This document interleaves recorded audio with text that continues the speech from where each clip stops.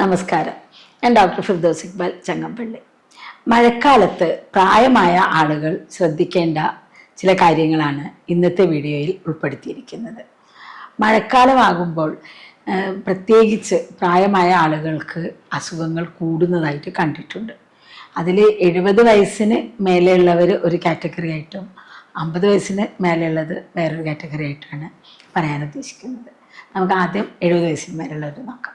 70 വയസ്സിന് മേലെയുള്ള ആളുകളിൽ സ്കിന്നുകളിൻ്റെ തൊട്ടടിയിലുള്ള ലെയറിലുള്ള കൊഴുപ്പിൻ്റെ അംശം കുറയുന്നത് കൊണ്ടുകൂടി അവർക്ക് തണുപ്പ് കൂടുതൽ അനുഭവപ്പെടും.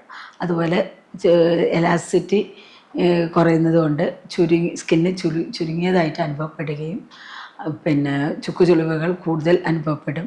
അതുകൊണ്ട് തന്നെ ഡ്രൈനെസ്, സാധാരണ ഡ്രൈനെസ് ഉണ്ടാവേണ്ടത് വേനൽക്കാലത്താണെങ്കിലും മഴക്കാലത്ത് ഡ്രൈനെസ്സേ കൂടുതൽ പ്രായമായ ആളുകളിൽ ഫീൽ ചെയ്യും. അതുകൊണ്ട് അവർക്ക് ചൊറിയുന്നത് പോലെ തോന്നും, ഒടിയൊക്കെ വല്ലാതെ ചൊറിച്ചിൽ തോന്നും. ഇത് ആക്ച്വലി ഇൻഫെക്ഷൻ കൊണ്ടുള്ള ചൊറിച്ചിൽ അല്ല, ഡ്രൈനെസ് കൊണ്ട് ഉള്ള ചൊറിച്ചിലും ഈ സമയത്ത് വരാറുണ്ട്. അത് കൂടാതെ ഇൻഫെക്ഷൻ കൊണ്ടുള്ള ചൊറിച്ചിലും ഉണ്ടാകുന്നുണ്ട്. ഇത് രണ്ട് രീതിയിലായാലും ഏറ്റവും ഉത്തമമായിട്ടുള്ള ചികിത്സ ഓയിൽ ഉപയോഗിച്ചിട്ടുള്ള ചികിത്സയാണ്. ആയുർവേദത്തിൻ്റെ പ്രത്യേകത തന്നെ അതാണ്. ഏറ്റവും കൂടുതൽ ആളുകൾക്ക് ആയുർവേദത്തെ കുറിച്ച് അറിയാവുന്നതും ഈ കാര്യങ്ങളായിരിക്കും, എണ്ണ കുളിയും. അങ്ങനെ ഈ പ്രായമുള്ള ആളുകൾ കഴിയുന്നത്ര ഈ മഴക്കാലത്ത് എണ്ണ തേച്ച് കുളിക്കാൻ ശ്രദ്ധിക്കണം. അതിന് സാധാരണ നിലയ്ക്ക് ഏറ്റവും ഉത്തമമായിട്ടുള്ള പ്രായമായവർക്ക് പറഞ്ഞിട്ടുള്ള എണ്ണകളിൽ ഉത്തമമായിട്ടുള്ളത് ധന്വന്തരം തൈലാണ്.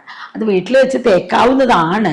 പക്ഷെ വേറൊരു കാര്യം, പ്രാക്ടിക്കലി നമ്മൾ ചിന്തിക്കുമ്പോൾ ഈ എണ്ണ തേച്ച് നമ്മൾ ബാത്റൂമിലൊക്കെ ഇരിക്കുമ്പോൾ വീഴാനുള്ള സാധ്യത കൂടുതലായതുകൊണ്ട് ഒരു ഡോക്ടർ നിർദ്ദേശപ്രകാരം ഏതെങ്കിലും ഹോസ്പിറ്റലിൽ പോയിട്ട് എണ്ണ തേച്ച് കിടക്കുന്നതും ട്രീറ്റ്മെൻറ്റ് ചെയ്യുന്നതും വളരെ ഉത്തമമാണ്, പ്രത്യേകിച്ച് മഴക്കാലത്ത്.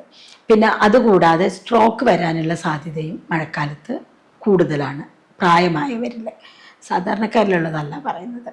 അപ്പോൾ അതുകൊണ്ട് തന്നെ തലയിൽ എണ്ണ തേക്കുന്നതും നസ്യം ചെയ്യുന്നതും കിഴി മുതലായ ചികിത്സകൾ ചെയ്യുന്നതും വളരെ അത്യാവശ്യമാണ്, ചെയ്യേണ്ടതാണ്. നമ്മളിപ്പോൾ ഒരുപാട് വർഷങ്ങളായി ജീവിച്ച് പിന്നെ നമ്മുടെ ഈ ഒരു പ്രായമൊക്കെ ആകുമ്പോൾ ഏറ്റവും ആഗ്രഹിക്കുന്നത് ആരോഗ്യമാണ്. ഈ ആരോഗ്യത്തിനെ സംരക്ഷിക്കാതെ വേറെ എന്തുണ്ടായിട്ട് നമുക്ക് കാര്യമില്ല. അപ്പോൾ ഓരോ കാലാവസ്ഥയിലും അതിൻ്റെതായ പ്രത്യേകതകളുണ്ട്.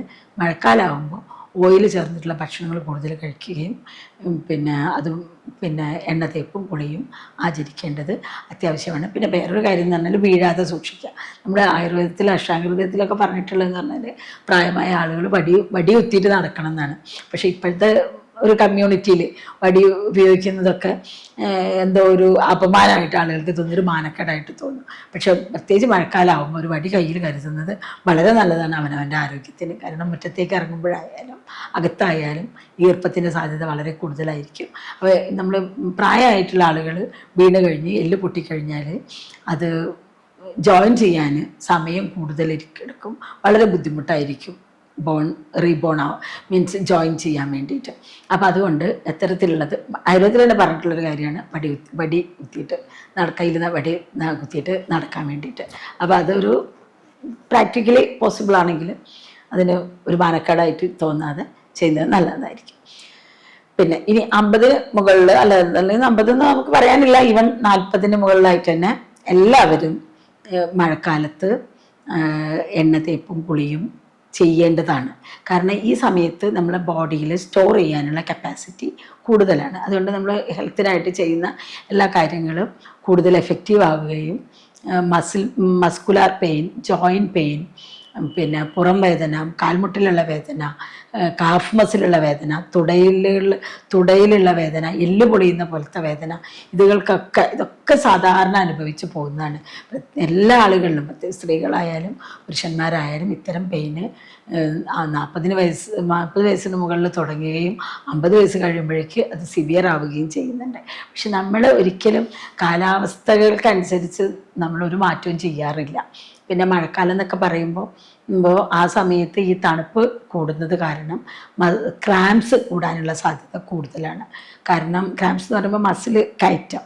അപ്പോൾ അതിന് ഒരുപാട് കാരണങ്ങളുണ്ട്. വൈറ്റമിൻ ഡെഫിഷ്യൻസി മുതൽ ഇലക്ട്രോലൈറ്റ്സിൻ്റെ കുറവ് ഇതൊക്കെ ഉണ്ടാവും. പിന്നെ വേറൊരു കാരണം ഇതുപോലെ മസ്കുലാർ പെയിനുള്ളൊരു കാരണം എന്ന് പറഞ്ഞാൽ വെള്ളത്തിൻ്റെ കുറവാണ്. ജലാംശം കുറവായിരിക്കും. കാരണം ഇത് മഴക്കാലമാകുമ്പോൾ ദാഹം കുറയും. ദാഹം കുറയുമ്പോൾ നമ്മൾ വെള്ളം കുടിയും കുറക്കും. പക്ഷെ അത് പാടില്ല. മഴക്കാലമാണെന്ന് വിചാരിച്ചിട്ട് വെള്ളം കുടിക്കുന്നതിൻ്റെ അളവ് കുറയ്ക്കരുത്.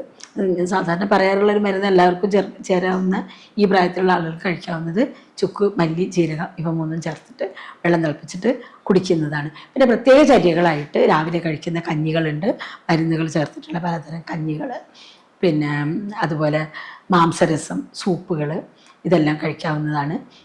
ഈ 40 വയസ്സിന് ശേഷമുള്ള ആളുകളുടെ സംരക്ഷണം വേറെ രീതിയിൽ 50-നുള്ളതിൽ കുറച്ച് വ്യത്യാസമുണ്ട്.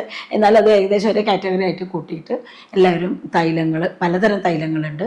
അത് നമ്മുടെ ശരീരത്തിന് യോജിക്കുന്ന രീതിയിലും ശരീരപ്രകൃതിക്കും പിന്നെ നമുക്കുള്ള ആൾറെഡി ഉള്ള രോഗങ്ങൾക്ക് പിന്നെ അനുകൂലമായിട്ടുള്ള മീൻസ് ചില രോഗങ്ങൾ ചില മരുന്നുകൾ പറ്റില്ല, ചില തൈലങ്ങൾ പറ്റില്ല, ചില തരം കഷായങ്ങൾ പറ്റില്ല. ഇതൊക്കെ നോക്കിയിട്ട് ഒരു ഡോക്ടർ നിർദ്ദേശപ്രകാരം മഴക്കാലത്തുള്ള സംരക്ഷണം പ്രത്യേകമായി എടുത്ത് ചെയ്യേണ്ടതാണ്. ഇതിൻ്റെ ഏറ്റവും പ്രത്യേകത എന്ന് പറഞ്ഞാൽ നേരത്തെ പറഞ്ഞു, ഒന്നുകൂടി റിപ്പീറ്റ് ചെയ്യുകയാണ്. മഴക്കാലത്ത് ചെയ്യുന്ന ട്രീറ്റ്മെൻറ്റുകൾ നമ്മുടെ ബോഡിയിൽ സ്റ്റോർ ചെയ്യാൻ വേണ്ടിയിട്ട് പറ്റും. ഈ സ്റ്റോർ എന്ന് വെച്ചാൽ അതിനൊക്കെ ഒരുപാട് പിന്നെ സയൻറ്റിഫിക് ആസ്പെക്ട്സ് ഉണ്ട്.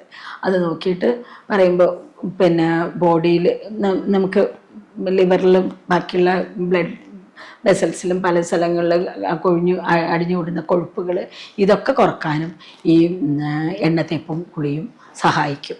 എണ്ണതേപ്പ് എന്ന് പറയുമ്പോൾ അതൊരു പുറമേ മാത്രമുള്ള ചികിത്സയായിട്ട് നമുക്ക് തോന്നുമെങ്കിലും ഈ നമ്മൾ ചേർക്കുന്ന എണ്ണയിൽ ചേർക്കുന്ന പലതരം മരുന്നുകൾ ഈ പിന്നെ ചേർത്തിട്ടുള്ള മരുന്നുകൾ ഓയിൽ അബ്സോർബ് ചെയ്യുകയും ഈ അബ്സോർബ് ചെയ്ത സാധനം നമ്മുടെ ബോഡിയിലേക്ക് ചേരുമ്പോൾ നമ്മൾ തണുത്തിരിക്കുന്ന ബോഡി ആയിരിക്കും, പക്ഷേ എണ്ണയുടെ ഒരു നേച്ചർ അനുസരിച്ച് അതിൽ ഉള്ള മൈന്യൂട്ട് പോഴ്സിലേക്ക് ഇറങ്ങിച്ചെല്ലാനുള്ള കഴിവുള്ളതുകൊണ്ട് ഈ സാധനങ്ങൾ നമ്മുടെ രോമകൂപങ്ങൾ വഴി ബ്ലഡ് വെസൽസ് എത്തിക്കഴിഞ്ഞ് നമ്മുടെ ബോഡിയുടെ എല്ലാ ഭാഗങ്ങളിലേക്കും എത്തുകയും ചെയ്യും. ഇതുവഴി ഒരുപാട് രോഗങ്ങൾ തടയാനും പിന്നെ സൗന്ദര്യവും ആരോഗ്യവും സംരക്ഷിക്കാനും മഴക്കാലത്തുള്ള ഈ ചര്യകൾ സഹായിക്കുന്നതാണ്.